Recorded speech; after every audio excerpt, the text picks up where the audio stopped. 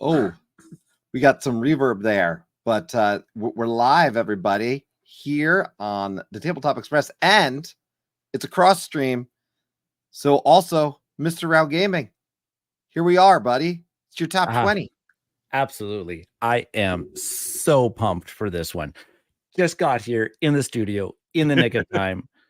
Kids upstairs just from football practice. I'm downstairs. He's getting ready for bed. I'm here to get ready. Top 20 time. Yes. Yes. And so we do have the big board ready to go. Just so you Looks know, fantastic. Here it is. Looks fantastic. Your top 20 are listed all right here. Before we jump into this, I'm going to jump us back. And I want to ask you first and foremost, 20 is a hard number, I think, in particular, because a lot of times we see the top 100 lists, right? Mm-hmm. But that top 20, I mean, it's pretty intimate, first of all, in my opinion. But there's a lot that I feel like changes around that 15, 20, 25 mark. Like there can be a lot of movement. So when it comes down to building your top 20, really quick, what were you looking at as you went through that process of finalizing what was the top 20? So lots of people use the Pub Meeple engine. I was looking at trying to do the same thing, except for I ain't got no time for, I don't even know how many thousands of matches at this point in my collection. So I went, this is a pure passion project. I made a top 100 list, I want to say about 5 or 6 years ago. So I went and revisited that old list, took about that looked at that top 30, especially that top 20 and that top 30. And I started just playing around with it. A lot of those games I still really, really enjoy. Lots of them are my absolute favorites. And then just a few, only just a couple that are more recent than that particular list actually snuck their way because of my love and passion for those particular games. So this was a passion project. It all came straight from the heart. There we go. Right to you folks. Well, before we jump into that top 20, I want to note we got some people in the house here to say hi. Yes. Let's see who's here. We got Ryan's pumped. I'm pumped for fellow Ryan. Hey, Tyler's Tyler. in the house. Traveling with Todd is here. Absolutely. Hey, Todd. We got Squirrel in the house. Rachel's here. Lots of great people. Lots of great community members. Danny, who just finished her list. The last one in the series was Danielle's list. So that one, of course, just last week. So yeah, a lot of people here to hear your top 20. Before we go into your top 20, the important question is any honorable mention, anything that's just didn't quite make that cut, that was just right on the cusp of it, and then just not there tonight. Couple honorable mentions because they fell out of the top 20. Just because, I don't know, I still enjoy them, but I don't think I have the passion for them anymore type thing. Root used to be in my top 20, is now no longer in the top 20. It's in the top 30, but it's no longer in the top 20. Yeah. Still like the Root. Russian Railroads, lovely Euro game. Absolutely adore it. It fell out of the top 20. So that's just, I love Russian Railroads, but it didn't make the cut. One more used to be a long time ago when I first got into the hobby. It was my favorite. I played the crap out of this game. And now there's just other games that I just love more than it. That's Dead of Winter. It's now no longer in my top 20. That is a game that just, there's stories that come from that game. It's one of those games you've heard me talk about, experience games, right? That's a game that it's an experience, and it's a good one for some, maybe bad for others. But if you have a good experience with that game, you'll forever remember it. Yeah. So that one just fell out again. There's some other games that have kind of replaced that experience for me. So love those, love those games still, but they're not top 20 material anymore. I'm sorry. That's okay. Let's get into the top 20. This is the list, everyone. I will be monitoring the comments as we go here, but let's dig in. Talk about your number 20. Okay, number 20 is one of the brand new additions to the top 20, and it's a very, very new release. and that is Last Light from Grey Fox Games, designer Roy Kennedy. There is something special about this game that when they touted it as that 4X style experience, but boiled down into like that, a very quick framework, I was super skeptical at the very beginning. But as I played it, and I've now played it probably about almost a dozen times, and it still carries charm. And I'm still finding myself just like, oh, yeah, I can do that with this game, or I can do that with this game. And I teach it to new people all of the time. And they go like, that was something pretty neat. And it was always like with the teach, like 90 minutes at tops. And we're getting that combat, we're getting the research of the technologies and upgrading ships and moving across the board and discovering things.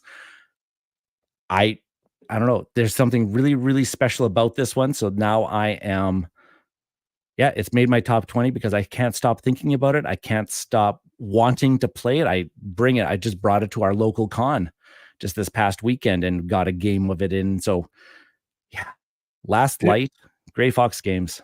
And it really plays in that 45-minute to an hour period of time, have heavy engagement. Like it seems like a lot of people have said very much what you said, that it does deliver that experience in that short time frame. Which where was the first time you played it? I have to ask. Was it at one of the Dice Tower events? Was it prior to that? When did this? So it was at one of our local game nights at our local game store.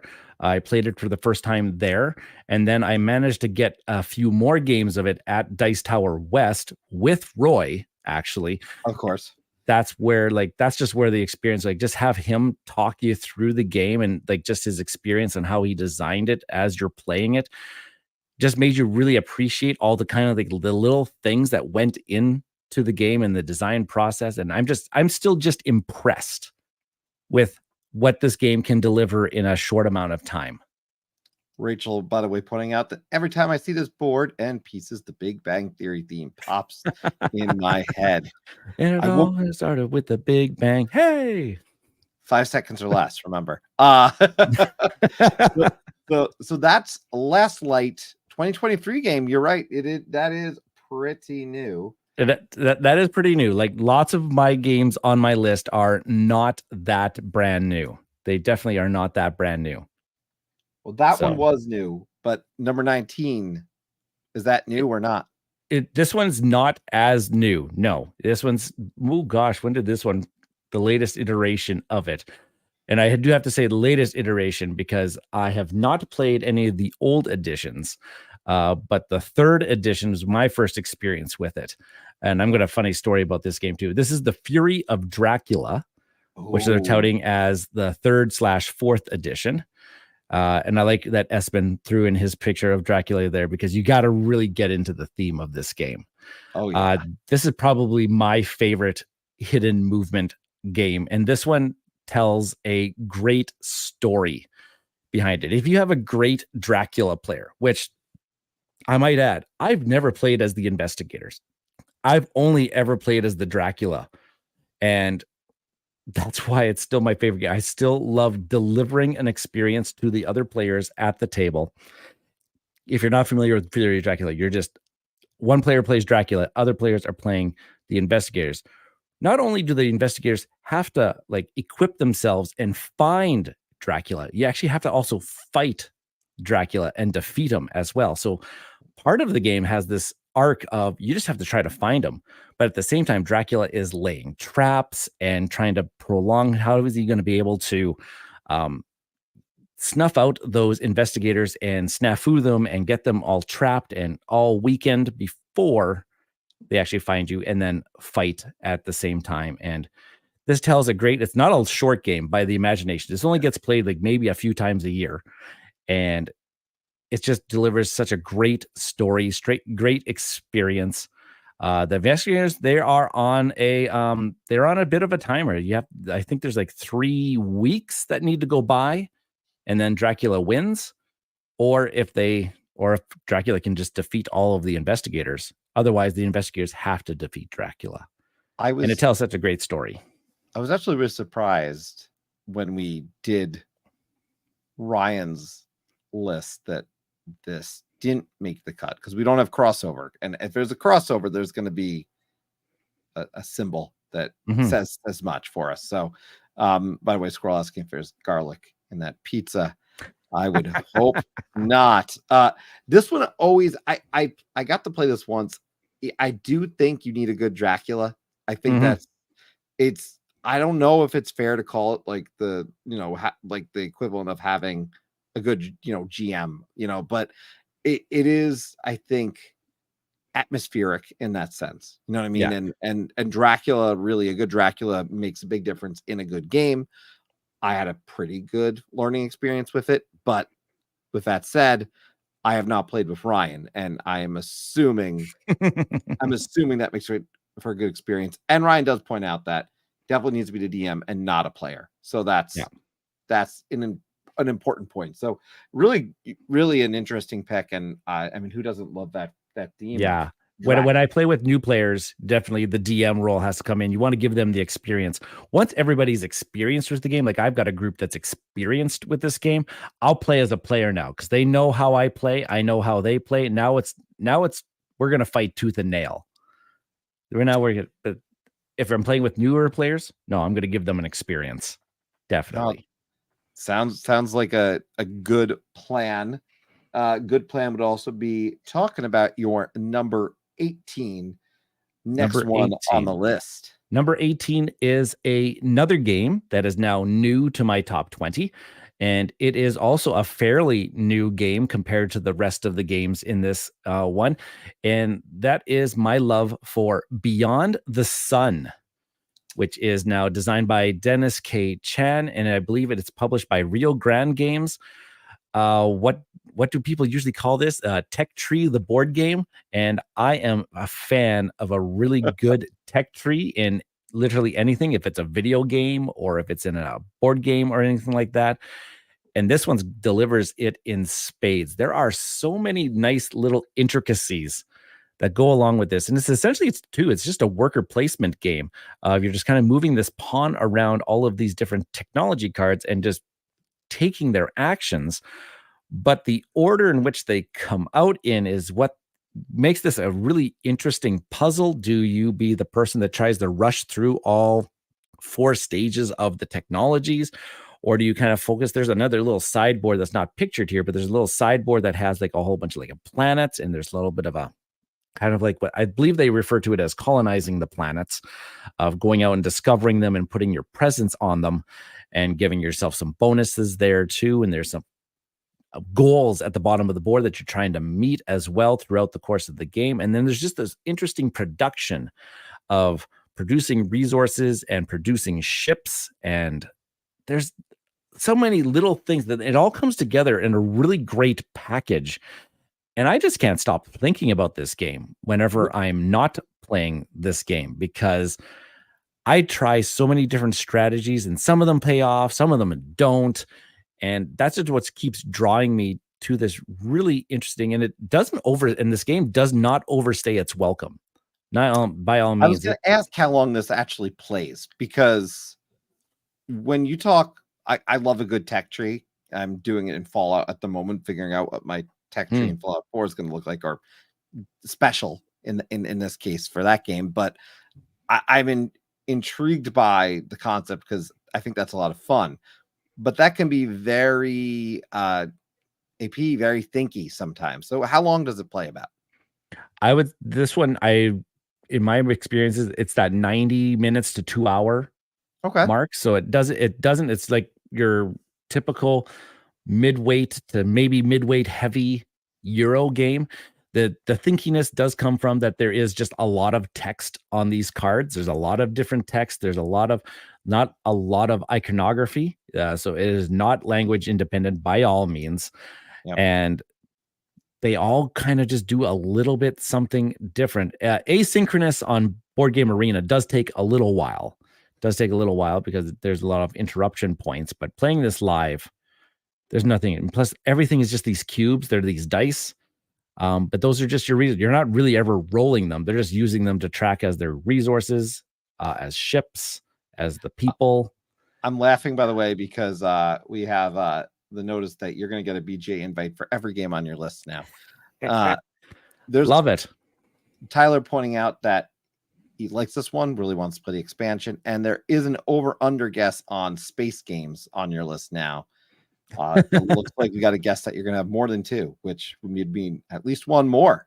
There's at least one more. Let me see here. Well, don't give it away yet. Don't give it away. Okay, I'm looking here, and okay, we'll try. We'll see. We'll see. We'll see. You're gonna have some invites coming for sure from the chat. I can see here. By the way, I'm starting to come to the end on some of my Board Game Arena games already, so a bunch of those are coming to an end. So I need a bunch more to start up again. Yeah. By the way, we'll repoint out for anyone who's joining this. We are cross streaming this. This is on MistaRau's gaming channel as well as the Tabletop Express. So fun collaboration. I got permission to cross the streams from our resident Ghostbusters. So here we are. And absolutely. Yeah, so we're okay. We were approved. But that number 18, by the way, for you was Beyond the Sun. That was a 2020 game. So we are going to look now to your number 17. Yeah, I'm trying to look at my list, and I don't think there's anything now, anything newer than 2020 on this list. So excited. Spoilers about that. I have loved a lot of games that have come out since. None of them have done anything special besides Last Light and Beyond the Sun past 2020. So everything now is, I think, earlier than 20, because they just give me such great gaming memories. Like the next one here is, I think, starting to creep into what we refer to as like the modern classic style board game. And that is now published by Capstone Games, formerly Tasty Minstrel Games. And this is Orleans. There we are. The classic. I'm calling it a classic now. I don't care what anybody else says. I'm calling it a classic. The bag building game of, let's just put a bunch of these workers together and try to lay them out on all of these different types of actions in hopes of scoring some victory points by collecting goods, traveling around this little traveling board, getting your own little workers placement spots from these little place tiles that are big old stack of tiles, especially if you start collecting some of the expansions and promos, those place tiles that have the 1s and 2s on them, big stacks on them. And there is just something there. I can play this game and try something new and still feel like I'm being competitive, even though I am not trying to repeat a strategy that I've done before. There's so many little different avenues. There's so many little different branches of how you can place your workers and which workers you're going to collect. And the workers you collect actually too just give you small little bonuses along the way. The red knight tiles allow you to draw more chips, more workers out of your bag. I believe it's like the boatsmen. I believe they just give you straight up coins as you keep collecting more. Some of the farmers just get you more and more goods, and all those goods are worth points. There's so many different avenues that you can go with this. And I'll never turn down a game of Orleans. Everybody I introduce Orleans to, they seem to always enjoy it. Yeah. I could gush about this one for a while too. This comment stood out to me because I like playing Orleans. I don't like the setup. I don't like the setup either. If you do not have a decent organizer to organize all of the components in this game, it is a beast. It is a bear to do. If I know that I'm playing it ahead of time, I will set it up ahead of time before people come over. And I would advise, try this one again. I really like this one. I don't own it mostly because, Ryan Espen in this case has like the deluxeified everything. So, he does ask though, he has a question for you, which is, what is your favorite way to play? OG, Invasion? What would it be? Okay. So I love the original version, but I always now play with the Trade and Intrigue expansion. There was a few expansions out there, and then Trade and Intrigue introduced a different, what they refer to as deeds board. That's the kind of board you see in the middle of the picture here. In the classic OG Orleans, When you send workers to that deeds board, they typically just give you coins mostly as rewards, but the trade and intrigue board kind of gives you more like different bonuses, like draw more extra chips or interact more with the other players at the table.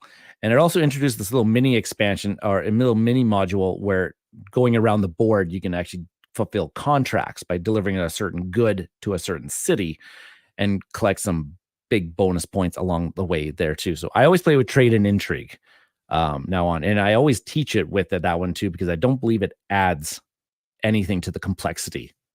I love expansions. I love expansions like that allow you to really just kind of introduce it with a little bit more, but just enough more game. Looks like I see it's a solid pick. From Ryan, he notes, then Brian Chandler did note the Joan of Arc roll and write, which is the other one that is out there now, which is the roll and write version, which is pretty interesting. And I will say, very true to the game, which impressed me. So I have not yet. I that is on a list of something that I would like to try before I buy. I think that is a good decision.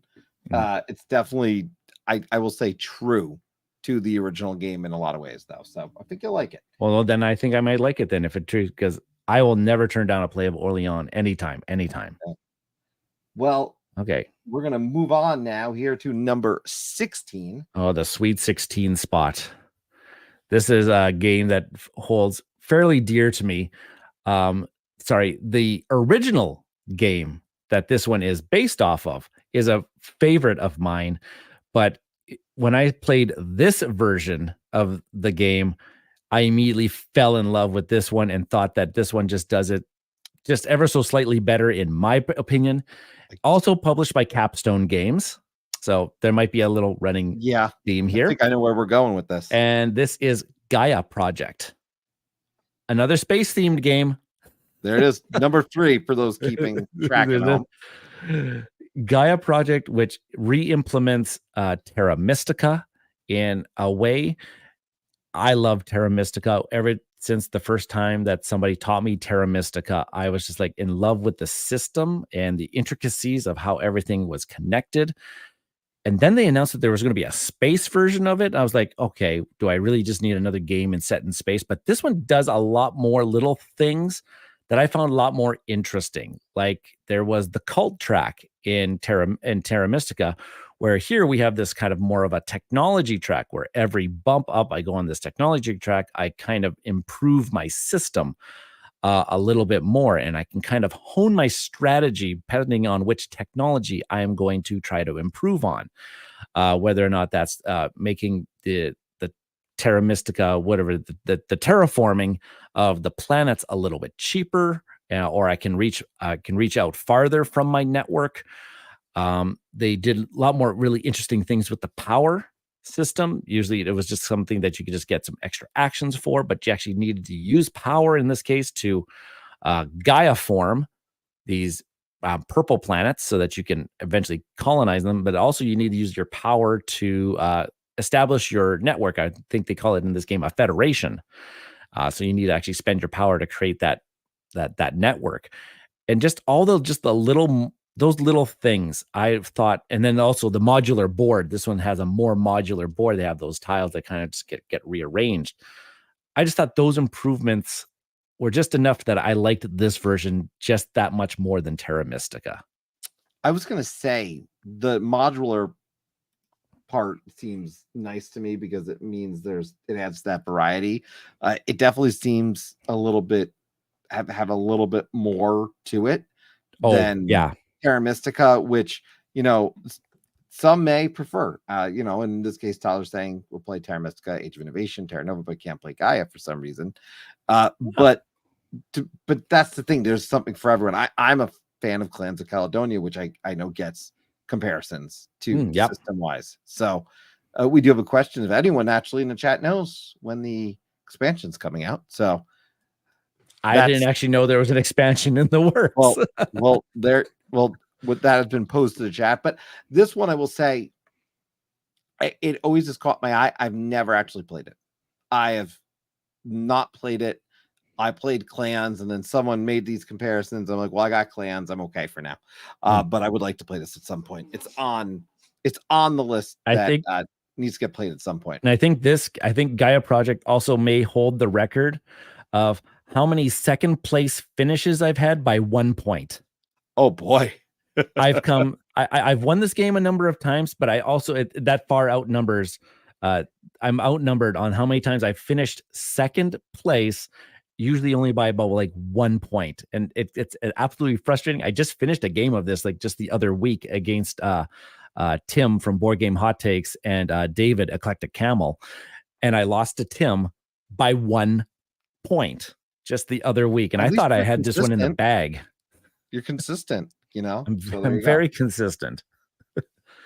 There you go. So Gaia Project. There's another one on BGA. Send me an invite. I'll play that one anytime. How many of these games can I play on BGA already? Boy, Beyond the Sun, I know you can, and Gaia Project, I know you can. Yeah, that's at least 2 right there. I don't know if you can. Can you play Orleans online? I don't even know. I don't think so. It might be on one of the other sites, but I don't think Board Game Arena. I'm not sure off the top of my head on that one. Right. I love Orleans. So yeah. So we got 1, 2, 3, 4, 5 down here, 15 to go, which means number 15 is next for you.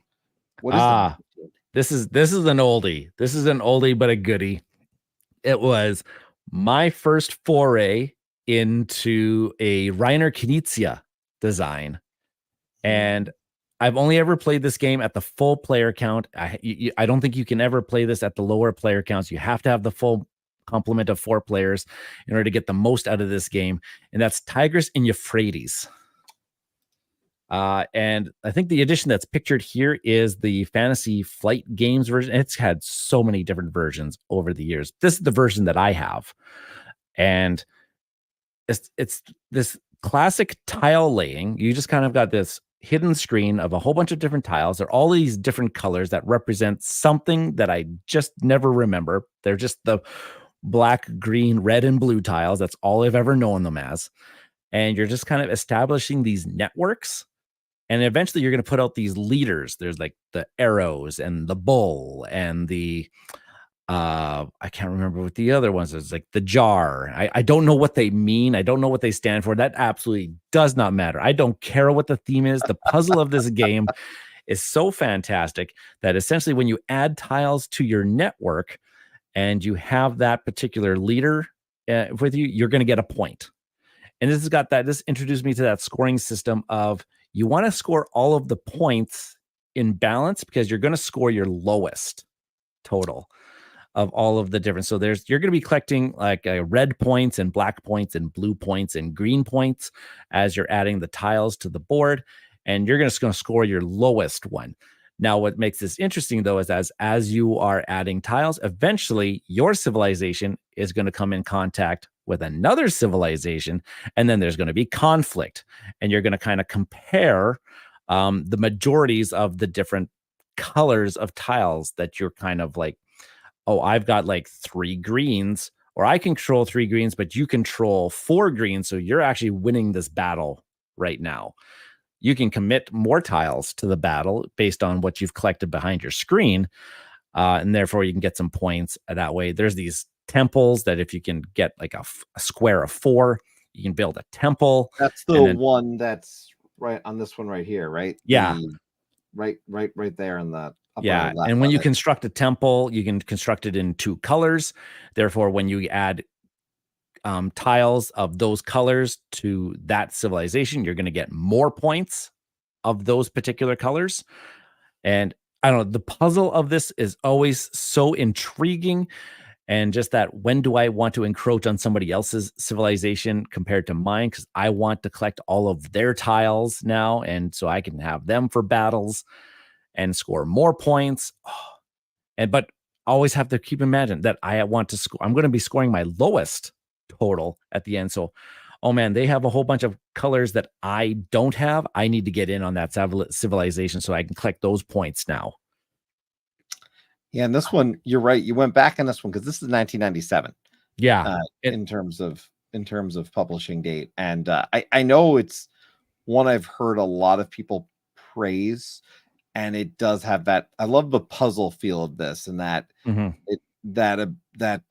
just desire to be able to take control, but having to strike that balance. That's what intrigues me about this one every time I hear about it, just because I love that it's not just largest group. It's okay. It's your smallest. Your smallest amount of points is going to score you. So you better strike a nice balance. And that can be tough when you're also worrying about battling others. So and you said best at 4 from your experience. Best at 4. You want to worry about everybody at the table. Yep. Like if it's 2-player, the map is a little too open for you just kind of just collect points on your own. The combat's not going to come as fast and frenzied. 4 players, you're just going to be right in each other's faces, like almost right from the get-go, which is the best part about this. And Ryan says it's great on BGA. He's a nonstop matches of it with Nick on the Discord. So perfect. Let's start one up. There we go. Lots of BGA matches happening after tonight. Well, the LFG channel is going to be hopping. With that, we're going to hop over to your number 14. Number 14 is I believe it's another one that we can play on BGA. Hey. Ooh. And this is a what year is this one? Okay, yeah, so this one's also starting to creep into like a modern classic in my mind. It was my first foray, and I think a lot of people's first forays into Eric Lang designs, and that's Blood Rage from Come On Games. Oh, and this picture was from my birthday weekend when I got to play this game with a few brand new players, and it was immaculate. It was so good with the combats that were happening and marching. I love this game because of the simplicity of the actions. There's a set amount of different actions. I think there's only 5 or 6.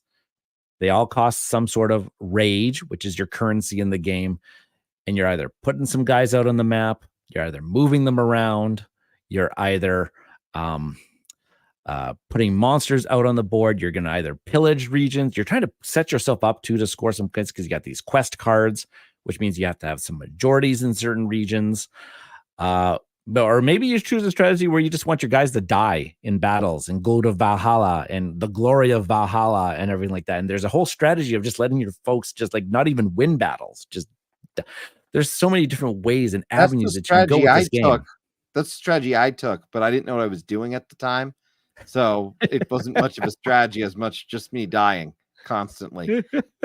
It's such an interesting game, though, because I've played this online and I determined that I'm not going to play this online again until I play it in person. And talk about board games as a hobby and really board games being something we're playing on a table, right? And now, yes, we've been talking about BGA tonight, but this is one that I know I have to play in person before I truly form an opinion, because my online experience was not that of what everyone talks about. And I know based on the way you described it, I'd probably really dig it if I actually jump into a game in person with a proper teach. Because it seems like the thing I like about it is it's highly engaging. You're constantly going to be interacting with others. And as the game goes on, the map actually gets tighter because Ragnarok happens every now and then. So therefore, certain regions, like there's that big red circle in there, that region's now no longer available for the rest of the game. So the map gets tighter as the game progresses. So therefore, you're constantly even more. And at the end of an age, if you still have people left on the board, they stay there. That's where they start when the next age begins. So there's a little bit of an interesting strategy of trying to leave your guys in positions when the next age begins, because you might be able to accomplish some things early on and not have any competition for them. This game is also mainly a card drafting game as well, because there's a whole strategy about these cards. There's ways of upgrading your soldiers, ways of upgrading your leaders, your clan, different ways just to kind of just make them a little bit more efficient in these battles or moving around the map type deal. And there's battles, and so there's combat cards as well that you can draft, and there's just that's a whole nother dimension to this game. But again, there's a very simplistic thing about this game, that the strategy, the complexity comes in, well, what order do I do everything in? That's the complexity, and that's the strategy of the game. No, and like you said, I think when you talk about the things it combines, that this is a game a lot of people are going to really enjoy. So I'm not surprised to see it on your list. In particular, too, I will note, I mean, the board does grab your attention. I will say that just because. And I'm playing with I have the neoprene mat for the game too. Oh, So nice. this is the neoprene mat on there. Well, we're flying through these, which means we're coming up on lucky number 13 for you now. Lucky number 13. Espen in the chat here, if he's still around, what's the over-under on space-themed games again? Because there might be another one in this spot, it was 2. It was only 2. You're already over the over-under by the standards of the early guess. I gotta think. I'm just looking at my list here, and this looks like it's probably my second favorite worker placement game of all time, and that is Anachrony by Mind Clash Games. Designers David Turksey and oh gosh, there's some others that are listed on here. Richard Amon and Victor Peter, I believe, of the Mind Clash team. And this game has something special in the worker placement for it. Not only does it tell a neat story of this civilization that is going to be decimated by this meteor strike or some sort of catastrophic event, but we're kind of gearing up and we're communicating with our future selves to send things back to use now, but we end up having to pay them back, or as we call some sort of time anomaly thingamajiggers. And then we're also trying to, just gain resources so we can survive this wasteland. And all the time we got these massive miniature exosuits, miniatures. If you got like some sort of like expansion for it, I obviously have the miniatures, and they're obviously painted because you have to. But you're sending them out into this wasteland. You have to put your worker into the exosuit to go out onto that board. And only certain workers can go into certain spots to take actions. If you send a special type of worker, you actually get some sort of bonus, but other workers cannot actually take those actions. So you kind of have to balance, where am I sending my specialty workers? Where am I going to? And then, but after you've used them, they obviously get tired. So they have to they go to sleep afterwards. And then eventually you're going to have so many workers asleep, you're going to have to actually like wake them up. And you can either wake them up in a good way, which then will get you points, or if you wake them up in a negative way, which is eventually going to lose you points in the game too. But then you can get them back. And we got a comment that stands out to me here, which is from Ian saying, Anachrony is a masterpiece. Love it. You can scale up the complexity with expansions if you want a heavier experience. Absolutely. And that's great to hear too, because I love those games that strike, the ability to introduce them, but then, hey, we want a little bit more. Okay, cool. Next time we play, we're going to do this. I know. And that's a wonderful design. Sometimes that's an expansion, but that's expansion design in my eye that just extends the game and gives it new life. Because this was designed as like a crowdfunding project where you could purchase the expansion material with the base game. I enjoyed the base. I don't even know how many games of the base game I have at this point, but very much fewer with the expansion materials. But the expansion materials do add another layer. And once you get, I don't even know. I have no idea if somebody could actually get tired of the base game. I don't get tired of just base Anachrony, but whenever I can add on some of those extra modules, I just enjoy the game just that much more. And when he says it's a masterpiece, it definitely is. I just like a few more games coming up on this list, just better than this one. But this is a fantastic experience, even though it can become a table hog at points. Your player boards, they're not small, especially if you get a full complement. But yeah, Anachrony is so good. I kind of want to play it right now. Always good to see David Turtsey out there too. Always good things. So it doesn't have. It has a pretty darn good solo mode to it too. That's definitely a win. Let's do a quick review. Last Light, Fury of Dracula, Beyond the Sun, Orleans, Gaia Project, Tigers and Euphrates, Blood Rage, and Anachrony, which means that you have 12 left. So good times remain ahead. Now, I want to point out, just so everyone knows, this is the third one in this series.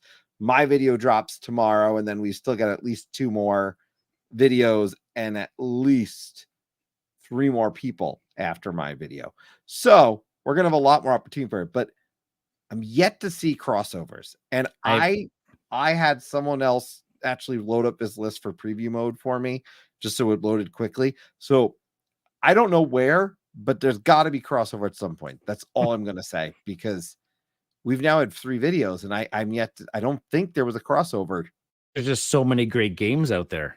I know. And it's the different strokes for different folks. Yeah.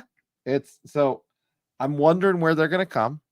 And I'm imagining, I will say this, I'm imagining there's hoping for a crossover 1 or 2 with you, just because I feel like we have some similar taste. And here I talk about worker placement. So, but let's talk about your number 12 now. Sure. And see what that one is. So my number 12 is, I'm going to say it's kind of my cheat for the list. It's not a single game, but it's a series of games. That's all right. Then that's the Exit the Game series from Cosmos and designers Inka and Marcus Brand. The one that we've got pictured here is been my favorite from the Exit series. But I love the Exit the Game series. I have a small group of friends here in Saskatoon that we are escape room aficionados. We love when a new one pops up, we have to do it. We've done all of the escape. We can't do any more escape rooms in Saskatoon right now because we've completed them all at this point. So, but I love the Exit games that I can bring that escape room feeling to my kitchen table, and we can compete together as usually my wife and I, or we just get a couple friends together and we bring it in together. So we get that escape room game feeling and just a minimal amount of components. There's usually 3 decks of cards, this decoder disc that allows you to try to solve the puzzle and tells you if you've solved the puzzle correctly or not.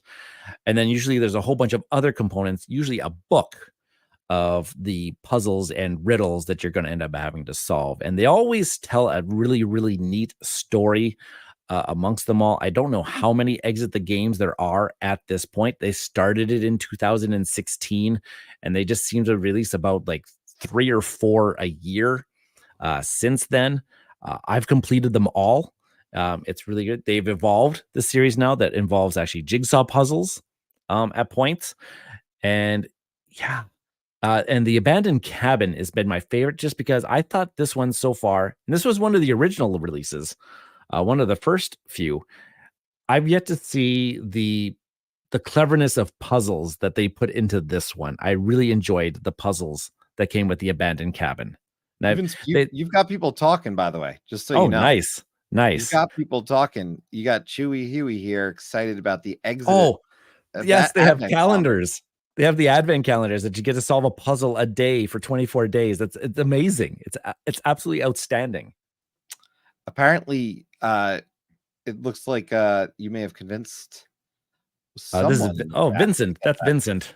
Yes, and so Vincent's on it. I believe he's talking about you. When I see Ryan, I gotta. There's so many Ryans here, you know.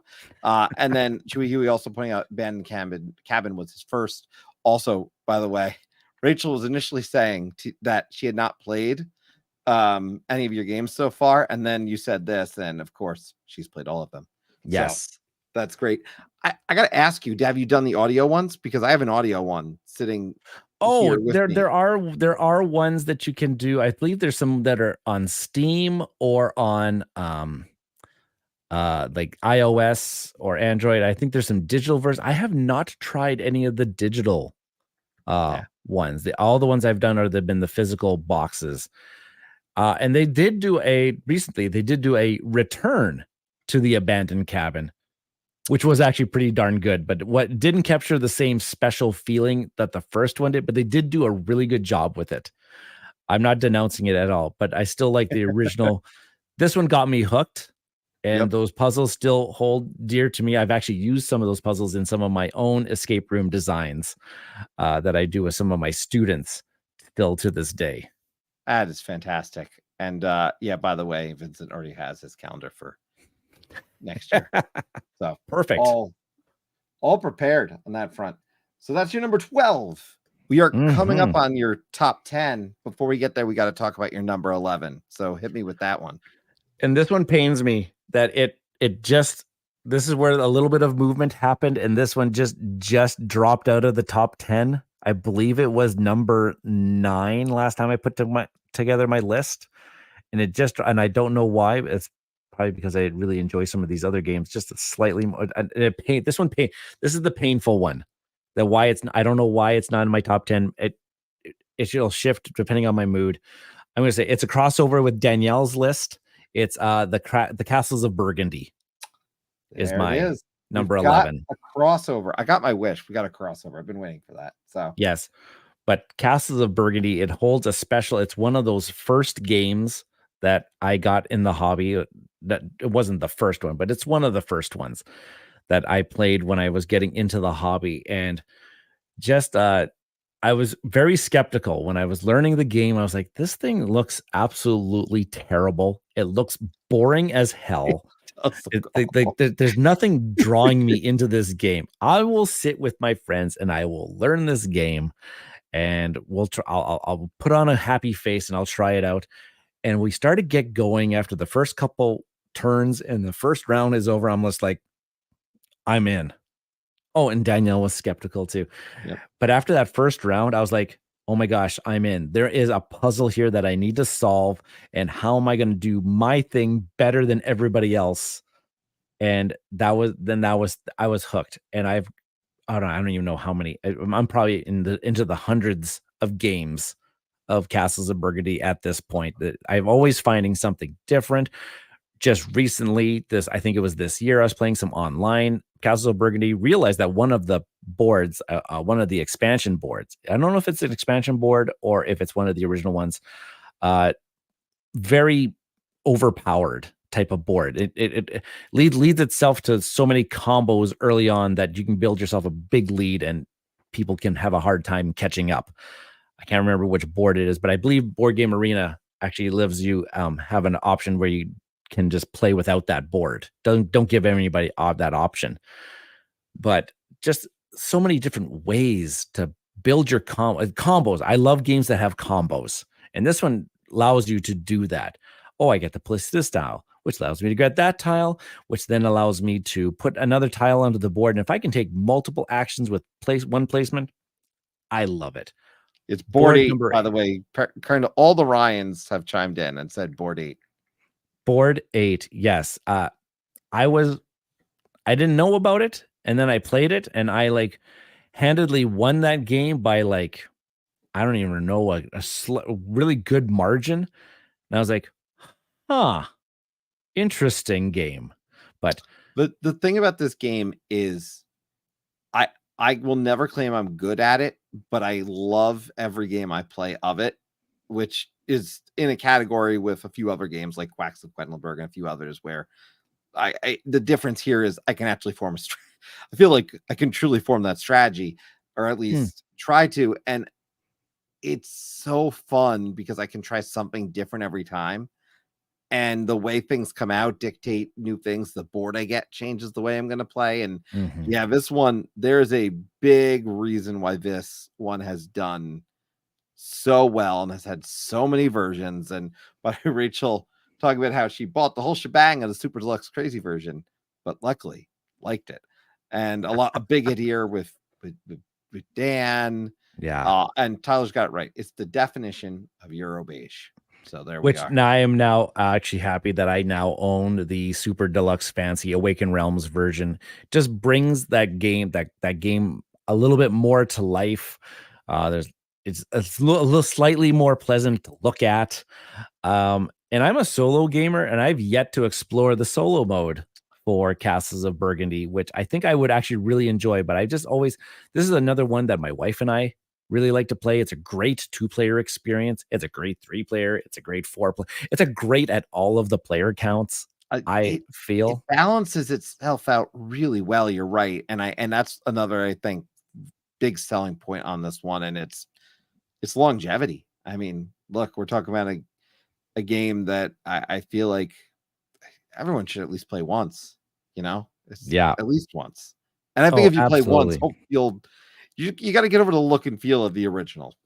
But I think we all went through that. So right. I'm glad I stuck with it. I'm glad I put on that happy face that one afternoon and got my way through it. This game is one of those games also that provides you with I felt clever at some point whenever I play this game. I feel clever. It's a good point, because at some point in the game, and I know we can't only zoom so far on these, but at some point when you're looking at these boards, you're like, oh, I got this, and this is going to let me do this, and this is going to let me do that. And yeah, it gives you great moments, which I think is why I stand to what I said before, which is I may not be good, but I always have fun. Mm-hmm. Just like Vincent, not good, but it's always fun, because you're given a moment to remember. And yes. So excellent design in that regard.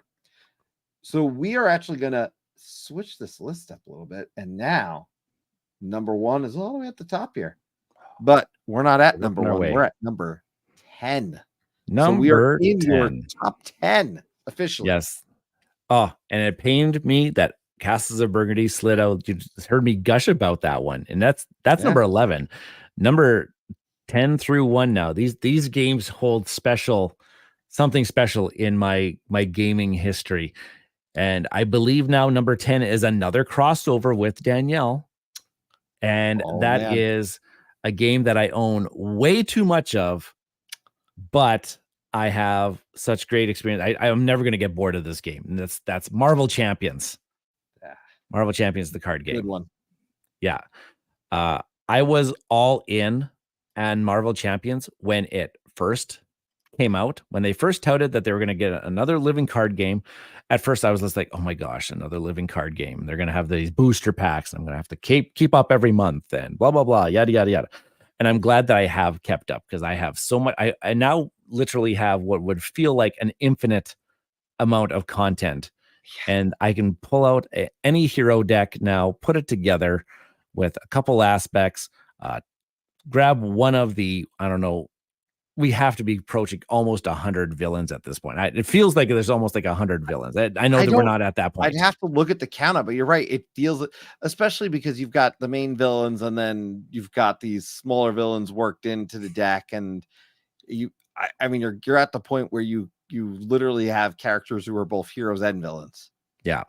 And I'm terrible at deck construction, like the massive card pool of cards now, and putting together an efficient deck to go take on the expert levels and stuff like that.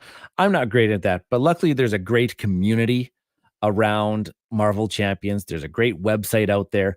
I will net deck the heck out of this game, put together that somebody else has put together, and try to figure it out. And that's a lot of fun for me. Try to figure out how did they make that deck and how did they make it work. And I'll try it against a couple villains. And it's just so clever how they put together the simplicity of like, hey, I'm actually gonna have to pay cards to play cards, currency type deal, kind of like a Race for the Galaxy type thing. But the cards have different resources on them, and if I spend certain resources, I actually can trigger a card's special effect. And I have to keep track of my villain's threat, because if my villain's threat on these side schemes gets too much, they're going to win the game, but they're also beating me up like constantly. And I got to deal with them. There's such interesting arcs to this game. My one downside is that I will never play this at 4 players. No, I will never play this. Not at all. No. Too much downtime. The game extends way too long. Mm-hmm. I'm with you on that one. I'll 2-hand solo this, which is, equivalent of really a 2-player game. Mm-hmm. But I love it at 2. I gotta say, I love it. 2 players. 2 players is the sweet spot. I have done many solo campaigns of just one character versus a series of bosses in those different boxes and whatnot. I have done that, enjoyed it. I've done two-handed solos, enjoyed it. Played 2 players with a Important question friend. though. Not even Fantastic Four players. We don't even have the Fantastic Four in this game yet. I know. Not that. Where is my Fantastic Four team? There's a movie that's going to come out, so we can assume if they're playing their marketing game right. I will say that I am so glad this game is still being produced, because for all of the community chatter around this, that, oh, what's happening is, and I'm okay with the slowdown. This game slowed down in production and how often it was coming out. But what I love about this is the aspect perspective, but also that you've got 2 sides to your cards. They've done really cool things with Ant-Man, who you'd see my card actually pictured in that top right, I believe. Or I think that was mine. But bottom line, maybe it isn't. Maybe it's Espen's. But that card gets big and it gets small. Like, I just love what they did with some of these characters, and the fact that you can be a hero, but you can be your secret identity. No one knows everyone knows who Peter And that's Parker what is. drew me in the very beginnings of this game, is that I have an alter ego and I have my hero form. And there was something of a story being loosely told, and the cards were very thematic. Like Spider-Man had his like web kick thing that he did, and there's a thwap in there. Whap. And then I love this game. There's something special about it. Like I said, I could play this game. I did a podcast episode, I don't even know how many years ago. This was one of my desert island games. If I could just have one game on a desert island, since I had so much content for this game, if I just had all of that content on a desert island, I would be happy. Yep. So I do not disagree whatsoever with that one. But if that is your number 10, then I'm looking forward to what the rest of this list turns out to be. Oh, so gosh. Number 10, Marvel We're in for something special here. Yeah, 2 crossovers. After I was talking about no crossovers for a while, you dropped 2 of them. So there we go. I can't remember if this next one's a crossover, but this one is also a Fantasy Flight living card game. It's now number 9. And if you followed MistaRau Gaming's channel, you'll know that this used to be my number 1 game of all time. It slid, but it's slightly above Marvel Champions because I still love this game a little bit more than Marvel Champions. That's Arkham Horror, the card game. And I will say lots of the same things that I said about Marvel Champions. I am not a deck construction guy, but there is a huge community around Arkham Horror, and I will net deck a crap out of this game as well.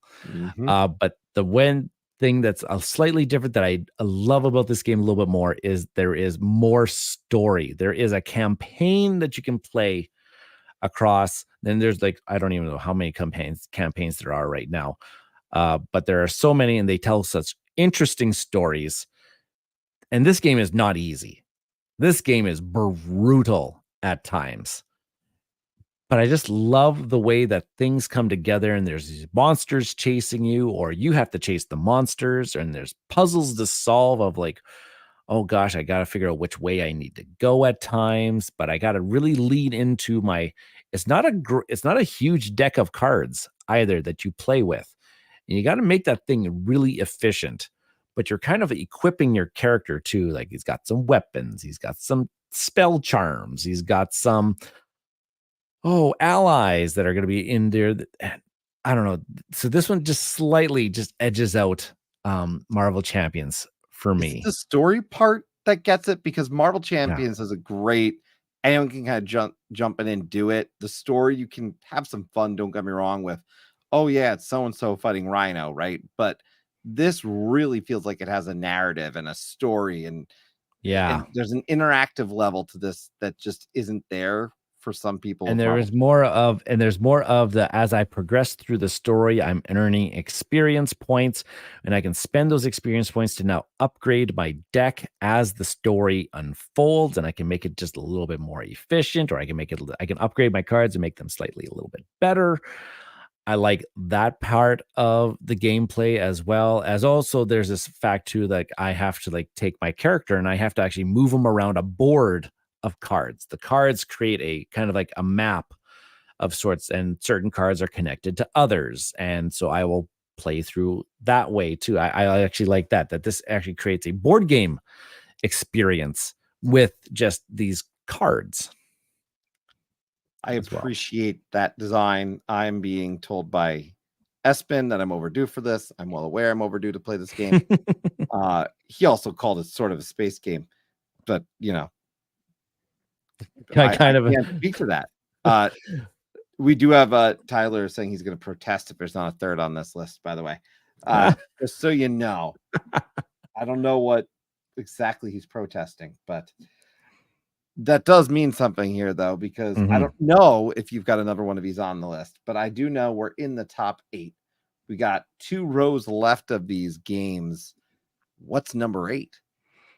Number 8 is, I think, a game that you will appreciate, because I've heard your love for this particular game at some point in time in the history of us knowing each other. And this was my first foray into kind of like a bigger style Euro game. Like, well, it definitely came in a bigger box than games that I had at that particular time. And this is Scythe from Jamie Great choice. Stegmaier and Stonemaier Games. And Scythe was that game that when I first played, this took it to the next level of the board game hobby for me. There's this gigantic board, there are some miniatures on the board, and there is a new level of interactiveness of my actions, of how I can take something, but there's a top action and a bottom action, and I'm still trying to it's still resource management, but I got to carry those resources with me if I want to control them still. And I got to try to figure out how I can keep my resources away from my opponents, who are somewhat trying to kind of maneuver themselves into a place to attack me. Maybe there's always this lingering kind of like this Cold War feeling of there's always combat in there's going to be combat, but you have no idea when it's going to be, or there might not even be combat at all in a certain game, and you're trying to just position yourself around this board. You want to control territory, but you also want to have combat. You don't want to lose too much, but you're probably going to. There's so many layers to Scythe, and drew me in immediately. I like that And you just say layers, because that's how I describe this game, because you want to take an action, and then so you can still do the bottom action. You want to win a fight because you get one of the stars you need for doing that, but that's also going to use up some of your power, which if you're trying to get the star for power, that's going to hurt you in the process. So you're thinking about every action in a really unique way. Squirrel's in here bringing up the last time that he played, he done the Fenris campaign.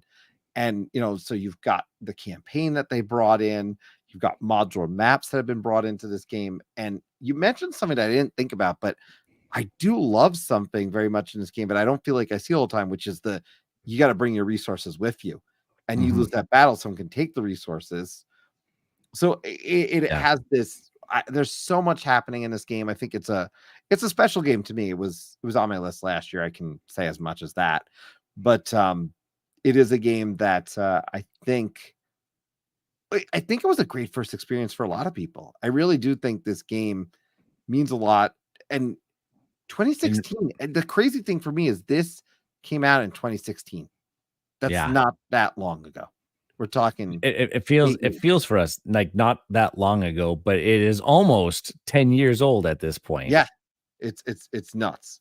So, but it's a great choice, and I just think I don't think anything from Stonemaier has surpassed this game for me, regardless of how important Wingspan is to the hobby, regardless of what I really liked in Apiary. I just don't think it's going to be hard to beat Scythe. It really will. It was, and this was the game really too that really put Stonemaier Games on the map. I know they had Euphoria before this one, and it did okay. It kind of like, okay, people were talking, but then this thing came out, and people were like, it instantly made people talk about what is with this game. It wasn't doing things. It was doing things that weren't really being done inside of a board game at the time. This whole race to the star, like I know Euphoria kind of did it, but this one just did it a little bit better. And as in, it wasn't the win. Like if I get all my stars out, I'm not necessarily going to win the game. It triggers the end of the game. But I have to also how much territory do I? How far did I get up on that popularity track? Because in my early plays, I could not figure out how the heck to get my popularity up into that third echelon of scoring. And I had to play. Multipliers are huge. So I think you're right. They're ending the game is one thing, but am I going to win? Do I have to stall someone from doing something? Do I have to get in a fight to stop this person from winning and then still pull off what I need to do? There's a lot of the mid to late game of this is very interesting to me. Yeah, it has a really nice arc to the gameplay where everything is so simple and very basic in the beginning, and then it all of a sudden starts evolving into, oh gosh, he can actually warp across the board using the tunnels, and now he's in my face. I got to make sure that I protect myself against that. If that happens, it might not be his motive. No, what a great choice. Like I said, this is one that I talk about a lot. So I'm glad to hear you put this on your list. And it is one that when we get to do a game in person, I think we should put on the table first, personally. That's where my vote would go. And I'm still okay with just base Scythe. Like if I don't, with the invaders, like if I have the other two factions, that's okay. But if we're just playing with just those, I'm fine. It's still such a great game. I'm with you. So that was your number 8. We are now looking at 7 to go, which means number 7's on the clock. Number 7's on the clock.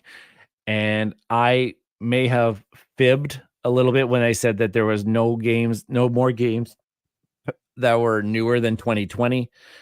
This one actually is, though the first iteration of the game is much older.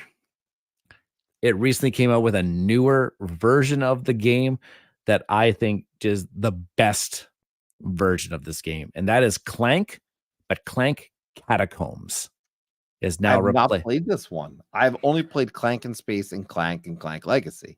I shouldn't say only. I just named 3 games, but Clank Legacy is fantastic. Yes. I agree, but now Clank Catacombs has come, and I think this is when I played it. I said, "This is what Clank needed to be," in my opinion, right from the get-go. I'm diving into the dungeon, but I have no idea what's around any particular corner. We are consistently, as players, exploring and building into essentially the dungeon of this manor type thing. So as I want to progress my movement using my cards, this is a deck builder. I love deck building games. As I'm progressing into the dungeon, if I come to an end point, I now get to reveal a new tile, and now I get to put that tile onto the board, and now I've kind of discovered something new. And there's small things, like if you've played Clank Legacy, there's some other things that have been introduced here that are now part of this game, like ghosts can come in and haunt up your bag. If those ghosts get pulled, then everybody has to take a damage on the damage meters. There are portals that allow you to warp from one side of the board to the other side of the board, depending on how it's all set up. There's shrines that I can get some extra gold. But really what took this from base Clank that had a board that was predetermined, and there are certain paths that are better than other paths that if you can follow, this one took the uncertainty. I'm going into a dungeon and I have no idea what's around the next corner. That's what took this to the next level for me. And this will be my version of Clank. I've actually already in the process of selling off some of my other Clank because I don't feel like I'm returning back to the board ever again after I've played this. 2 important comments here. First and foremost, Brian asking if it's a good intro to the series. And also Dan reminding the importance of respecting the exclamation mark. Oh, Clank. They I call think me out this would every time. I get called anytime I don't do the exclamation mark. So I was waiting for someone to say that. But it is a good entry point. I think this would be, you can teach this version at the exact same level that you would teach Clank as a board, with the board or with the tiles. I think this is a great jumping in point. You do not need to play the original Clank in order to play this version of Clank. I think this is the best version of Clank out there, period. And I think you will enjoy this game based on that. that's why it intrigues me so much, because I love Clank in space. I really do, quite a bit, and I thought it was an improvement on what I saw with Clank. Though I heard some later expansions help fix that, but then I will say this one I've heard great things, and the fact that you don't know what's around every turn, that's awesome. So yeah, and Paul does a good job with his games, especially with the deck building. Yeah. So if you like deck building, you got to yeah. try Clank of some kind. And my last comment about Clank Catacombs is that there are mechanics in the row, the card row, that when certain cards may come out, there's usually a reveal effects. Some of the reveal effects actually make you, if you're on a tile with multiple people, you actually have to pick up the tile and rotate it to a different orientation. And now you've screwed up the entire plan that anybody else has been using, because now the catacombs is shifting and rotating, and you just have no idea what's going to happen at any point in time. It's lovely. I approve of that. So yeah, we got Clank Catacombs as your number 7. Next on your list is your number 6, which Anachrony was my second favorite worker placement game. Number 6 is now my favorite worker placement game. Ooh. And that is Tzolk'in the Mayan Calendar. I remember playing Tzolk'in the Mayan Calendar the very first time, and I was blown away from the simplicity of the action of either you're putting out a worker or you're recalling workers. Like, those are the only two decisions. But there's this whole time as a resource aspect. The longer I leave my worker out on a wheel, and the wheels all do different things. There's 2 wheels that get you resources, some get you technologies, some let you do some actions, some let you put out these crystal skulls. The longer you leave your person out on a wheel as the bigger wheel rotates them all, the more powerful the actions you have available to you. And I thought that was so cool. But you only have a limited number of workers. So you can't leave them out on there too long, because eventually you do have to recall them at some point in time. So which ones do you leave on longer? Which ones do you kind of just put out and then recall back for quick actions, for quick resources? And which ones do you leave out there for your longer strategy? This one, it melted my brain the very first time I ever played it. I was just like, how the heck am I ever going to do well in this game? There's technology tracks, as you can see, and there's temple tracks that you can climb up on. Theme. You like technology tracks. I love tracks. Oh gosh. and tech trees and all these things. And there's these other tiles. There's these monument tiles and civilization tiles you can buy that kind of give you extra bonuses as your extra abilities throughout the game. And you're just trying to make your engine a little bit more efficient and a little bit more better, and race to some of these places before your other players at the table do, because they're going to figure out their strategy. If they figure out their strategy before you do, then you're hosed in this one. And there are a few different strategies in this one that I have not perfected yet. And I've played this one a ton. And I've tried the crystal skull strategy. I've tried the heavy corn strategy. I've tried the just get as many of those building tiles out as possible strategies. There's so many different little things to what seems like a very simple game. Put out a worker or pull back a worker. And where am I going to do these? What order am I going to do them in? The gear system is fascinating to me on this, yeah, too. And for a game that, as you described, simple in taking actions, but more deeply strategic, it sounds like, because that I'm learning more and more makes a game that can stand the test of time, because you can get people to the table to play it because the actions they can take are pretty straightforward. Here's 3-4 actions you can take. Great. Yep. But then there's the strategy part that you need to be able to, whether it be long-term planning, short-term planning, the mix of it, thinking on your feet. There's a lot of game within those 3 to 4 simple actions. Right. And there is an end game timer. It's like as soon as this big wheel rotates so many times, the game is going to be over, and you can watch it slowly tick down, as in the end game is slowly coming. And have I done enough by the time that game is over that I think that I have more points than my opponents? Can you speed up the game?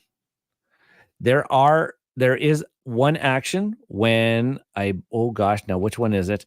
There is an action when you recall your workers, somewhere around there. There is one time that you're allowed to rotate the wheel twice on your turn. I can't remember exactly. Oh no, it's one of the ones where it allows you to claim the first player marker. Got it. If you can become the first player marker, there you have an option of rotating the wheel twice, and you're only allowed to do that once in the game. So each player has one opportunity to advance the wheel twice, which is that's actually a very important aspect of trying to get your guy around. If you have somebody on a wheel and it just gets that one extra spot, one turn quicker, could mean the difference. Got it. Well, this is one clearly that has worked its way almost into your top 5, by the way. I mean, I just realized that here we're at the top 5, so that's pretty damn close. My last thing about Zolkin is it's kind of like Castles of Burgundy, where it is awesome at all of the player counts. Oh, balance. It has the themes I picked up from you so far, by the way, are well-balanced games, and then that tech tree, the developing that is, it's clear as day. By the way, we've got some people to say hello to. So, hello. Jen. Hey, good Jen, how's it going? Jen. And Rachel's going to tell you she's going to take White Castle over this one, but that's okay. Different tastes, right? We're all for it. I'm still a little too new on White Castle. I'm still a little too new. It is pretty damn good, though. So it is a very good game. The Co-op Guild is in the house as well, I see here in the chat. Hey, Steve. So look, we're at your top 5. Before we go into your top 5, I am just going to take a moment to thank everyone who's joined so far. Absolutely. This has been a cross stream of the Tabletop Express and MistaRau Gaming. We do have a Discord. MistaRau has his home within our Discord, and that is where this series will be continuing from. And we got some more great people who'll be coming on to this series. I'll be dropping my list tomorrow. Arwen, Brian, and Anthony still have to go. And so make sure while you're here, say hi to us, say hi to both channels, throw a like our way if you want to see more of this, more of these videos. And I know Ryan dropping awesome content on his end with live playthroughs. And I know we see you on our Call Aboard show. Sometimes you call in. So we've loved the collaboration. But absolutely on to that top 5. I don't want to stall this any longer. All right. No, and it's an honor to have you folks as friends and call you my friends in this tabletop gaming hobby, even though we have not ever met face to face physically in person. Not yet. But it will happen in the near future. I really am trying to get you to PAX Unplugged, as I am going to try to pull all of the strings as possible to make that happen. But let's talk about your number 5. Number 5. Number 5 to me, though it's number 1 to a whole slew of people across the board gaming hobby, and that's Brass Birmingham. Oh, what a great choice. This is another game, and this is a crossover, isn't it? Yes, this is a crossover with Ryan Espen here on the channel. Perfect. Brass, when I played the original Brass way back in its earliest iterations, I thought it was such a clever game. I was not good at it, like at all. I knew what to do. I just could never do it, type thing. Or I never had enough money to buy the actions that I wanted to, or put out a building that I needed, or I didn't have access to the resources, coal or iron, of what I really wanted to do at any particular time. So I always in this game feel like I am one step behind all of the other players. And that's still true to this day. Then they came out with Brass Birmingham as this. And I just thought that kind of cleaned up the original Brass's experience, keeping true to the nature of I still feel like I'm one turn behind every player because I'm one coal short or like $2 short of taking a particular action and trying to everybody just always has their network of boats, or if we're in the rail area, trains. I feel like they always just have their, but that's what keeps bringing me back to this game because I feel like I'm on the cusp of really grasping the strategy and I'm competitive, but I'm always just one step behind. And I have this in because I play it constantly. I just want to do well. This is, if we ever do a series of games that we love but have never won, this is number one on that list.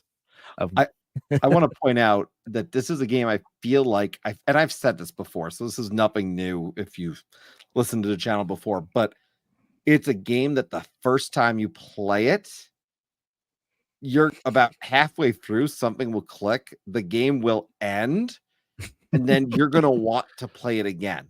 Yeah. So, and Jen, by the way, saying almost past my bedtime, but I want to say hello before heading to bed. So we certainly are glad you tuned in. I'm glad, Jen, that you man here. Yeah, the good news is it's recorded, so always come back and find out what your top four are. Come on back. But with Brass, I think that's the takeaway I have is I will come back to this game every single time, and I'll again always enjoy it. I don't think I'm particularly good at this game either, but it's so fun because the resources on the board are for everyone. So you get the resources there, but then someone else takes it. But it's to your benefit because now the tile turn. I mean, there's so many great things about this game, and I have not played the previous Brass. I've only played Birmingham, but I will play this one. This is the Brass for me. This is the Brass for me as well. Nothing. If somebody wants to play Brass Lancashire, I'll play that one as well. It has many of the same vibes. I just thought that Birmingham actually just cleaned up the experience just ever so slightly. And yeah, just establishing the network and can I get my tiles flipped so that I can increase my income and the number of points that I'm going to score. Most importantly, increasing my income, because that's where I always seem to fall the furthest behind. My fellow opponents are making way more dollars than I am, and therefore I am not making good choices with my actions because I am very limited and have to take those illustrious Martin Wallace loans. And you need those dollary dues, right? I need the dollary dues. With that, we have officially entered your top four. There's only one row left here to look at, and we're gonna do that right now. I'm excited for these. I'm excited for these ones. These are jump into it. What is that number four? Number four is probably the most obscure pick. I do not hear this game talked about enough, or literally at all. And it is a game I absolutely just flat out love. Ever since I first played it, I just said, this is a MistaRau game. It does not, actually recently in COVID came out with a solo mode, but this is another one of those games. You need the full player count to get the good old experience. This is Adrenaline from Philip Neduk and Czech Games Edition. And if you do not know what Adrenaline is, this is first-person shooter, the board game, is what this is. You are these figures in this very close combat arena. And what I mean by close combat means you are immediately thrust into the action in each other's faces right from the get-go. and you need to take actions. First of all, you need to go around the board. There's 3 main hubs, and you got to get yourself a gun. And there's like wacky different types of guns. You got like your laser rail gun that can shoot through walls. You've got like this thing that's just a Gatling gun. You've got like this thing that's just a big old melee axe type gun. You've got everything in this game. You need to get yourself a gun. Then you got to go get yourself a loot crate that has a whole bunch of ammunition because you got to ammo up your gun. There's 3 resources. There's red, blue, and yellows. And your gun will tell you what kind of ammunition it needs. You need to ammo it up. And then you just got to start blasting each other in the face. Oh, boy. And it's right up. Now, what's cool about this is you can say, kind of see this yellow guy's board here. There's a whole bunch of different colored wound tokens on him. And those are the people that have damaged that particular character. So I see like green has a few hits on him, and purple's got a couple hits on him, and blue's got a couple hits on him. And there's an area majority on this. Who's dealt the most damage to yellow is going to get the points of when yellow is finally vanquished from the board. Ooh. So whoever's dealt the most damage will get some points. Right now, at the beginning of the game, he's worth 8 points if he is defeated. Don't worry, he's going to be able to come back, though. He'll come back. He'll spawn when it's his turn again at one of the various spawn points. But now he's going to be worth less. He's going to be worth less points to the players. So now you're going to go focus your energy on somebody else who's worth more points. And it's just this cool majority of who can deal the most damage to particular players in order to grab those victory points. And it looks like you're right. This was new to some people here. Ryan saying, I don't know what it is. You must show me.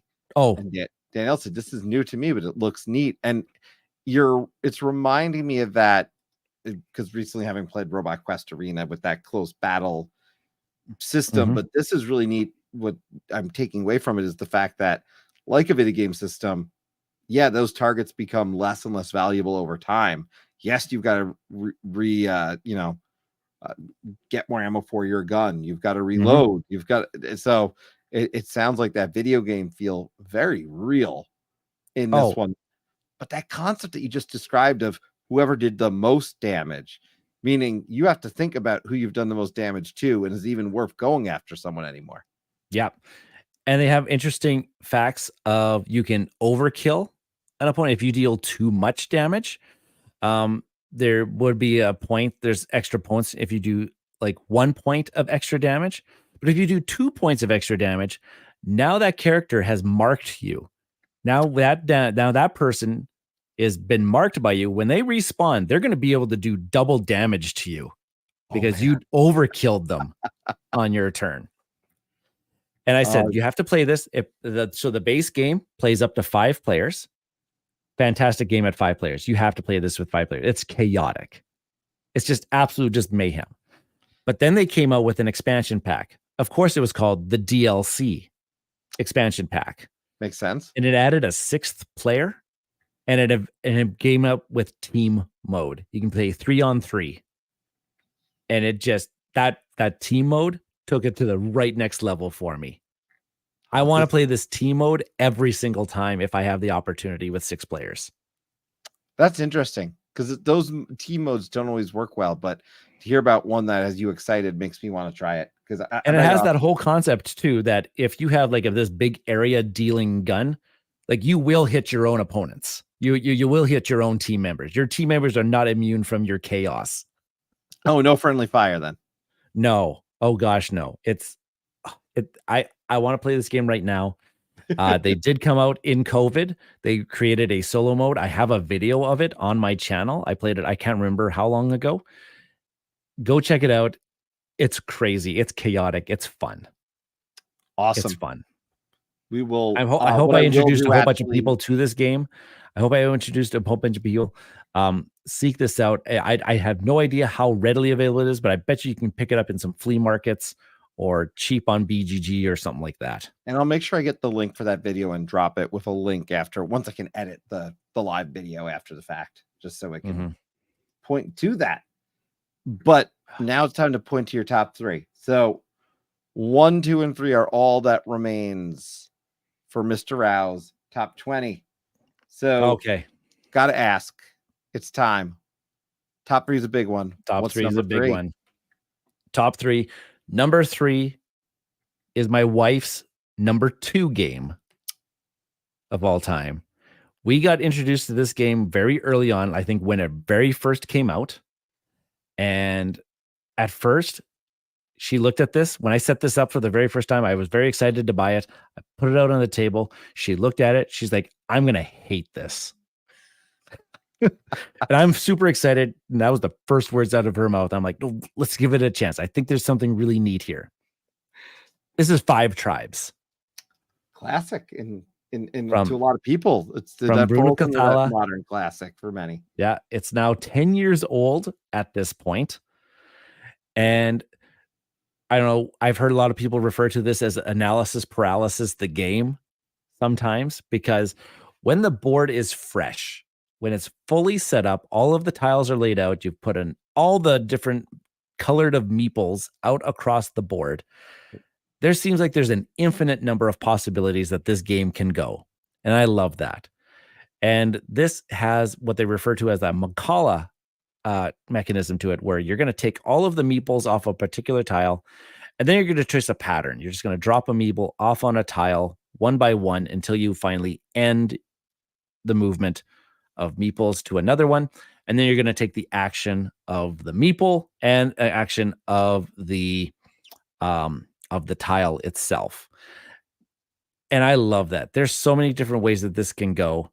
And it is a point salad of different things that can happen here. You can claim the tiles by emptying out all the meeples. If you claim the last meeple off of a tile, you can put out a camel token, which means now you own that tile, which means you're going to score the points. You can claim djinns, or these genies that are going to give you end of game victory points, and they also provide you with some sort of ability or something throughout the game. Or you can go with my wife's strategy that she seems to kill me every time, which is the set collection of all the goods across the market tiles. She will rush that strategy till the kingdom come, and I have no opportunity of claiming any of the good tiles because she just seems to be able to find a way to nab them all away. There is so many different things that can happen with this game. We now play with the 2 expansions. The 2 expansions just kind of make it a bigger, complete game. I will play this base game anytime. I'll play with the expansions at any time. And yeah, Vincent hasn't played that one in a while. We play this one still very regularly. Tyler, by the way, asking if it's Heavy Istanbul, which it's a fair question, but I think it's very different than Istanbul. Yokohama is the one I always say is the better Heavier Istanbul. Yeah, this one is because there's no race element to this game. The game will end once there's no legal movements of meeples left over on the board. This is a fantastic 2-player game, in my opinion, because you each have 2 pawns on this turn order track, and you have to bid on how you're going to put, like when you want to take your turn. So it has some awesome opportunities to set yourself up for some what we refer to as double moves, taking one move to set yourself up for an even bigger move on your second. We really enjoy it in that regards. And I don't know, we've been playing this game consistently X number of times. I can't remember how many times we play this a year, but since 2014 when we first bought it. Yeah, it's 10 years old now. It's one I have a lot of respect for. I haven't played this in ages, but it falls under that concept. Simple. All right, move all these pieces. Where they end up, this is what you get to do. But there's so much to this game. It's neat to see it on a list because I haven't talked about this game in a long time. It's probably been 4 or 5 years since I've actually played this game. But oh gosh, I have a lot of respect for this one. And Bruno. I mean, anytime you see Bruno's name, you kind of you think, okay, this might be interesting. Let me take a look. But the setup is not bad though. Tyler's asking about the setup, but the setup's actually really actually no, it's actually better than Orleans. Oh, it's a lot. It's a lot better. Much. Orleans is a lot. Yeah, that fact of just populating all of the tiles. Like if you're a person like we do, like we just drop the 3 meeples on each tile. Like early on, I wanted to stand them all up and organize them, but I was like, wait, after first few moves, then we're just tossing meeples everywhere anyways. So Yep. we never lined them up ever since. I'm with you. That, however, will be your number 3. Which means you got number 2 next on the docket as we get closer to revealing your number 1. Before we do that, number 2. Number 2 all time, has stayed at number 2 all time for a very long time. It hasn't cracked number 1. It probably should at some point. I don't know. It's probably the game that I've played the most in my collection. My wife's number 1 game of all time. And it's a great 2-player game. It's called Targi. Oh, geez. You got me there. I love this game. This is the quintessential 2-player only experience in a box. I guess this is also considered worker. I would consider this also worker placement. So actually, this would be my favorite worker placement game. It is worker. Yeah, because at the heart of it, it's worker placement to get the tile, get the cards in the middle. So you've got to place workers down to get them. So I'd say worker placement is fair game. Yeah.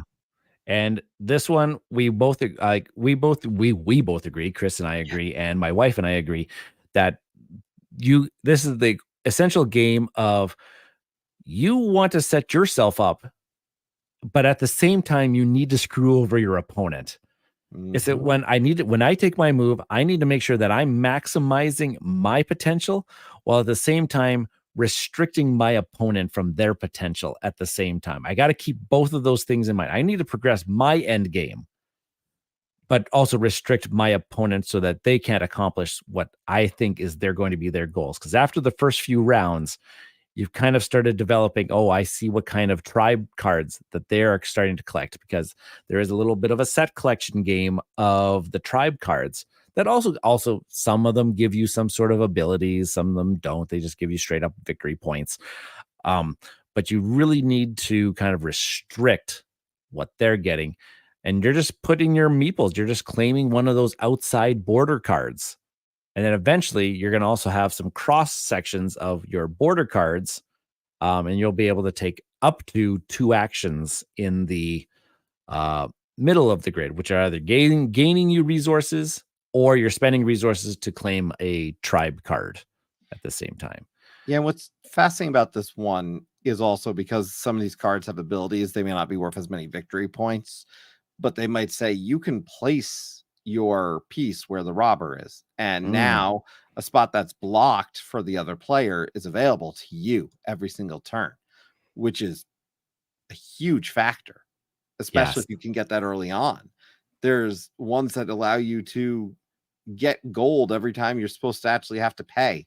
So every time you pay for your fees that you're going to have to pay at each one of those corners, you're getting gold. So there's different ways that this game, I think, has replayability. So I'm so thrilled. We've played many games of this, so I was hoping I would see it on your list. I do see some conversation in the chat about it. Targi bases Targi with expansion is good. But then it goes on to talk about Targi with the base. Vincent, I thought Targi would have been number 1 because of the wife factor. So, and I will tell you, I crack up because I tried to get my wife into this. She won't have it. So I gave up. Oh, and no. Oh no. No, it's okay. We have Cascadia and other games that we really like to play together. So no big deal. But Ryan is talking, by the way, someone was saying crossover. Ryan is saying this is your 3rd in the series. Mine's out tomorrow, and I guess that's a prediction that this will be on my list. I think that's fair because it was my number 1 last year. That was your number 1 last year, yes. But I'm not guaranteeing. I'm predicting that a number 1 it will never fall out of the top 20. That was something drastic would need to happen. Something that's true. But that one was a great choice. That is Targi. Whatever your number 1 is probably not my number 1. And I have an idea of what it might be, but I'm going to let you tell everybody what your number 1 I got a feeling that if I don't mention a certain game on this list, that I'm going to have a whole number of, I'm going to lose so many subscribers. Oh, If this next game is not mentioned, I will go from 600 subscribers probably down to like 10 at this point. Riot. There will be a riot. Number There we go. one has to be the number one videos on my channel at this moment. They're the videos that get the most views at this time. They're getting lots of engagement. Plaid Hat Games has been very so kind to work with me. This is not a reflection. This was by far been on my list for a number of years, and I'm just so happy that I get to work with Plaid Hat Games. Ashes Reborn, Rise of the Phoenix Born is become my number one game of all time. And there's I don't even know where to start with the number of reasons of why this is my number one game. It follows an kind of like an LCG style of model where there is set packs that you will buy. Except for I think they're past that point. Now they're just coming out with expansion content because now, as of last year, you can play this game solo and co-op, which is I think the reason why it now jumped from like the low, like from like that like number 9 through number 12 spot, which where it was, to now becoming the number one, because now I can play it solo, I can play it cooperatively, and I still get the exact same experience of an Ashes just player versus player experience. They did such a well job of designing the Chimera to simulate an opponent that I'm playing against and I'm feeling that are tough and I can feel competitive against. And I haven't even dived really into what this can be as a deck construction game. This deck construction of the card pool of Ashes and all of these Phoenix Born. Vincent's going to correct me on this, but I think there's 28 different Phoenix Born at this particular time. That's a lot. That's a lot of characters you can build a deck around. And any card is viable in any deck. You just have to put together the right magic pool. And the magic is dice. And that is so cool that I just roll up these dice and those are the magic values that I'm going to have. And I just roll up 10 of them. 28 is right, perfect. And that is what I get to spend. Also, I get to pick the cards that start in my hand at the beginning of the game. There's no randomness of I shuffle up a deck and I draw 5 cards off the top of my deck, and that's what I have to deal with. No, I'm going to pick 5 strong cards to get me right out of the gate. I'm starting at my strongest. And therefore, then my opponent has to deal with that. And so there's a little cat and mouse game of, if I'm playing this player versus player, what have they picked for their first 5? What have I picked for my first 5? And we are battling each other at our strongest right out of the gate. And there's something really cool about that. We have a lot of chatter about this. By the way, Danielle putting out, I had Ashes Reborn Master Set on my for trade list. Even made a Facebook listing. Then it was what the solo co-op was released, and that changed everything. It changed everything. Tyler even going as far as saying this will overtake Ark Nova as my number one game by the end of the year. So bold statement. It's a big, and this is, I'm going to bring us back to us here. What fascinates me about this is probably on Discord, we have a section for some of the games, and this is one of the most active sections. There's 3 of us that get the ball rolling every day. So there's always great conversation, even now having not played the game, and I feel like I have some understanding of the game just from all the things I've read. But so popular that is one of the most popular sections of the Discord for sure. But let's just say, and as I was doing this, I am also getting your top 100, top 20 all set so we can see them all here. But if we go take a look, this is what we're looking at. That is your top 20. That's a fantastic. A little bit blocked off here. Sorry, Roy. But yeah, it's a great list. And you know what? Let me see if this works. There we go. Go this way. So I will just say, I mean, some really awesome picks. There's some themes in here. Yes, at least 4 space games.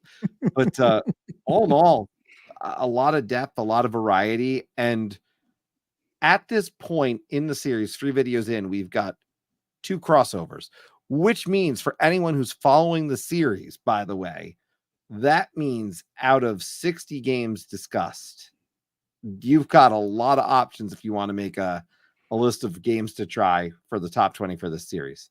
Because for the most part, there has not been crossover. But I apologize if there's some games that are harder, like Adrenaline. I will profess that Adrenaline needs to be a game that people need to experience. I realized that it has not been probably talked about because I think it generated a little bit of initial buzz when it first came out, and then it just fell right off. And I was so disappointed in that because wherever I went, when I went to a con, when I went to a friend's house, when I went to some meetup, I brought Adrenaline everywhere I went and taught it to, I don't even know how many people. And everybody had, they said it's chaotic fun.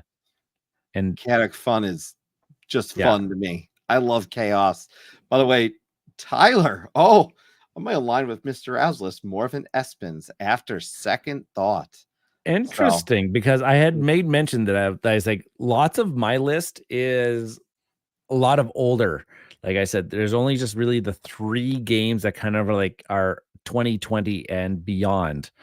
After that, and lots of things before it, because those games all hold a dear place in my heart and are so much fun. I still enjoy playing them all. Not to say there has been a lot of great games that came out past 2020 and until this day, like Rachel mentioned, White Castle and everything. That's a fantastic game. That's a fantastic game. White Castle's one of those ones that I'm sure is flown up many people's lists as many games have in the space. But no, a solid list. I want to take a moment. Thank you for doing this stream, being part of the top 20 for this series this year. And it's always a good time. Oh, there it is. Always a great time. For those tuning in, the series will continue on the Tabletop Express. The rest of the series should be taking place there at this point, because I don't think we have any more crossover with existing channels at this point. Just folks who may have a website or something else or a podcast, so no YouTube to cross over with. Tomorrow night, 9 p.m. Eastern time, my top 20. The following week, we are going to have Anthony, Arwin, and Brian all be sharing their lists. And most importantly, May 15th, make sure on the Discord, if you're not on Discord, join the Discord and make sure you fill out your poll, because we are doing our callers top 20 in our call aboard style show that we do. Call in show, I should say. It's call aboard. Is a call in show, and we would love to hear from all of you. So make sure you fill out that form, everybody. I hope to see some of you all tomorrow night. Ryan, before you go, can you let everybody know here on the Tabletop Express who might have tuned in and doesn't know MistaRau Gaming, just what you're up to on your channel? There's people out there that don't know who I am. Of course, there's people out there that. Yeah, I'm Ryan, MistaRau Gaming, and I do playthrough videos mostly on my YouTube channel over there, and I'm usually doing them live on Tuesday evenings. Tonight, very special to be a guest on the Tabletop Express network and cross-streaming it with my content. Next week, we'll go back to regular schedule. Actually, I'll hold out on that one because I have no idea, because life just got crazy real fast this past week for us. But yeah, I usually have live videos every Tuesday. Sometimes I have other videos that come out every now and then. And I'm on the Discord channel lots, Instagram lots, sometimes Blue Sky and Threads. But you can find me everywhere, MistaRau Gaming. Awesome. On that note, everybody, thank you for coming aboard the Tabletop Express and MistaRau Gaming. We will hopefully see you tomorrow night on the Tabletop Express for video 4 in our 2024 series. And in the meantime, have a great night.